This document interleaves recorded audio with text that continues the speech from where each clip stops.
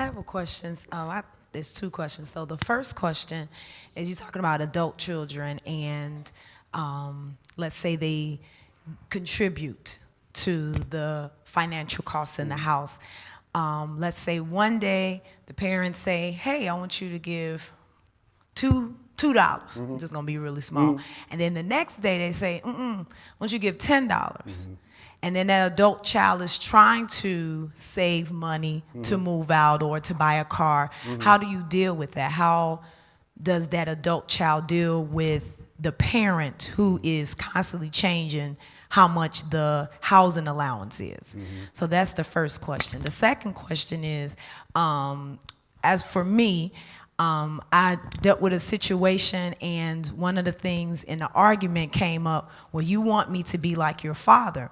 Now, with that being said, as I'm a bride in waiting, I'm not trying to have my potential be like my father in a sense, but then again, I'm used to being preserved on purpose. And so with that being said, how can you, or tell, the daughters in waiting and everything like that, that idea, I'll just go back, that idea of I'm not your mother and I'm a, I'm a wife. That whole saying, I'm not your mother, I'm just trying to be your wife. Or he'll say, I'm not your father, I'm trying to be your husband, or whatever the case. So how can you put a balance with that without, at the end of the day, you used to being kept a certain way on both ends. So how do you dealing with that situation? Okay. First question, as far as, I'm assuming this is adult children, especially if they want a car or want to move out. If I'm not mistaken, I don't know, a few months ago, I don't know if we kind of talked about some of that. The thing is, it kind of goes back to what we said earlier. If that parent needs that child, I don't like saying child, but that adult child needs their income or whatever, that's a different situation. But then now if the child wants to move out, and let's say I'm thinking about, we did talk about that before, there should be a set amount. You shouldn't be changing nothing. Especially if I know my child is saving for something. First of all, as a parent, I should be trying to help them, not take away from them. I should be trying to help them. So now, if I had set it on, okay, I want you to pay $2 every month, then I'm leaving that $2. And especially if I know they're trying to save for something, that's not right for me to say, no, I need you to get $4. Because really what you indicate is that I mismanage my money, and I want you to cover for me. That could be a possibility too, and you shouldn't do that. You shouldn't do that. You should not have mismanaged your money, depend on him or her to cover what you messed up. Right. Because first of all, your child is not your husband or your wife. Exactly. So you should not depend on that. If you paying, it's just like the landlord coming to you and say, okay, the rent is $500, now this month is $550. Yeah, no, nobody like that. Nobody would and like then that. next month it's $600. Now we talking about that would mess up your plan, just like you mess up your child plan. So if we're gonna be a person of character and be a person of integrity, we're not going to be wishy-washy. Right. Sure. We're not going to be wishy-washy. Wishy-washy person is a person that changes their mind at every given mood. And we not people of changing moods every time we feel something like that. Now, because I love my child or love whoever that's living with me or whatever it's supposed to be, I'm not trying to hurt them. Right. Because, so in other words, that has something to do with every time you change the price of something, it has something to do with your character. Yeah. It has something to do with your integrity. Yeah. Because you would not want the landlord coming to you $600, next month $660. Right.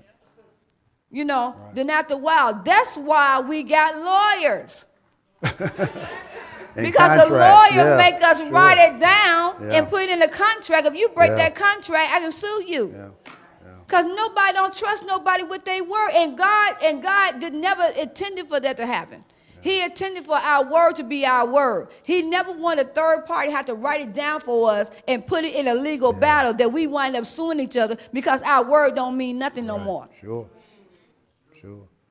So does that answer that kind of, The second part was, Bride in waiting. bride in waiting comparing. Now, with most of us, generally, the first image we have of a man or a woman is generally our parent. Generally, if you were raised with someone in the house, that's generally your first impression. And if someone was raised in a good family, good strong family, whatever, their father was a certain way and whatever, and they saw, and then now let me tell you this way too. Then they look at that on if their mother was happy. If their father made their mother happy, they're going to view that, and they're going to take that stance, and that's what they're going to look for. If this made if they saw their father make their mother, or vice versa, however, and they say, oh, this is what a happy marriage is, they're going to look at that. That's normal. You're going to look for that. You know, if you're saying the daughters in waiting, brides in waiting, you're going to look for that. That's perfectly normal. You know, we said it earlier. One of the things I adopted with my upbringing with my father, my mother had worked for years, and she had a good job, but my father didn't take anything from her.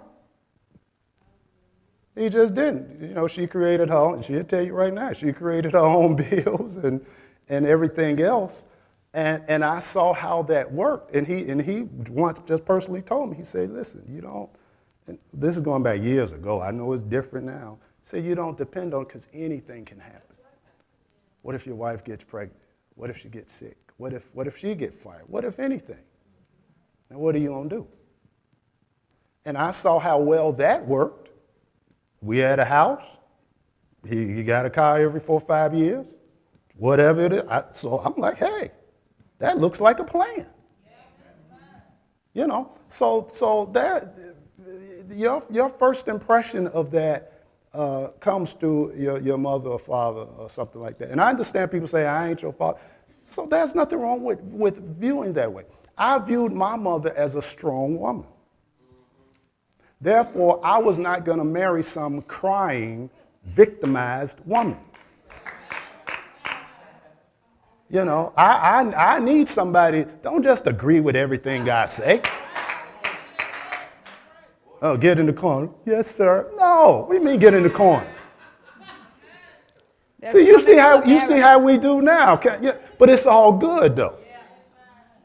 Because that was my first impression or perception of a woman was through how my mother was. So there's nothing wrong with that. Because we all have a pattern or a perception of an image in our mind of our mates. You know, everybody have an image of what they're looking for. So there's nothing wrong with the image that you're looking for. And what the devil has done so well is that he has told us that image don't exist. It doesn't exist. That stuff is dead. You know, finding you somebody to love you, that stuff don't exist no more. Find somebody faithful, that stuff don't exist no more. And then if you believe that, then you'll lower your standard. Yeah. Because I just would not believe that God have a standard and don't have a seed for that standard. Absolutely.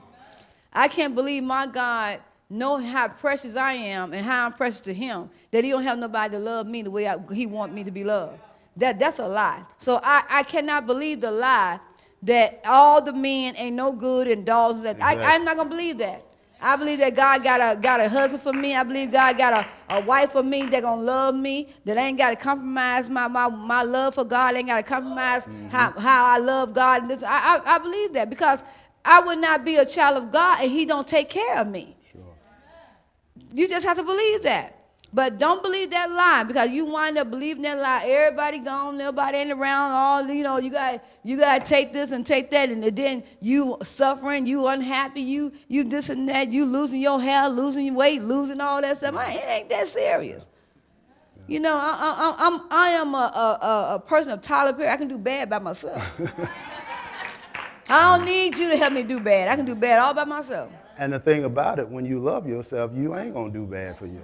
See, the measure, the standard is always, see, when you love you and when you good to you, whoever enters my life, they're going to have to be a plus. See, I don't need you if you're going to be a liability, if you're going to take away that. You know, if in other words, I'm just using this as an example. If I can take myself to Hawaii and then I get with you and all you can is go down the street to Junior Plaza Hotel, something wrong with that. See, so if you already have a standard, then you looking for to equal this. And I tell women all the time, everybody ain't gonna be in Chicago. He might be passing on the airport. She might be passing on. You might go on a trip to Hawaii, and then you meet your Boaz or meet your whatever and stuff, and bring them on back here. You know, but everybody might not be in Chicago. Stop thinking like, oh, that's all it is. And plus of all, you ain't been all over Chicago. You haven't been all over Chicago, so you can't say you met everybody in Chicago. Yeah. But I got to believe that God would not have me being a child of God and have one of my needs is to be married. And there's nobody out there for me. Yeah. Now, that's a lie. Yeah. That is a lie. And so if you don't believe that lie, you'll get your man, get your husband or wife or whatever. Let me throw this out, too, because I was thinking about this earlier before, especially with women in waiting, brides in waiting, daughters in waiting, however you want to put it. Especially if you got a plan for your life. This is one of the little things you can ask, even if you start dating. If you know where you're going to be at, or your plan is in 5 years, and you talk to a guy and say, well, where do you think you're going to be at 5 years? And they don't know. See, it's just like, you working and you working on a plan, and in the next 2 to 3 years, you're going to be the manager of the place. Or next few years, you're going to have your degree, you're going to be a lawyer or a doctor, something. That's your 5-year plan, whatever it is. And then you talking to somebody, and they don't have what's your plan? Where you going to be at in 3 years? In 5 years, I'm going to be a doctor, or I'm going to be an attorney, or I'm going to be a manager of the place. Now, what are you? Nothing? See, you don't even have to hear Jesus for that. That's just good common sense. Amen. If you got a plan where you're going to be in the next 2, 3, 4, 5, 6, 7, and they don't, or even if their plan, they may have a plan, but you at figuring this level, and that plan is. Because the thing about a woman, when a man don't have a plan, and you marry that man, you can't go beyond that. And you're going to be frustrated. And you're going to be frustrated. You're going to be frustrated. He ain't got no goal. He ain't got nowhere. And you like this. You got dreams and goals. But you can't go above him. You can't go above him. And you are stuck where you at. And like, oh, my God. Yeah, that's one of the worst things you could be in a marriage with a man with no vision. Because remember, part of the anointing of the wife is a helpmeet. And if you can't help, you frustrated. You here to help a vision, but if he ain't got no vision, you ain't going nowhere. You ain't going nowhere. You keep hitting the ceiling. That was pretty good. We should get paid for that line right there, Come on.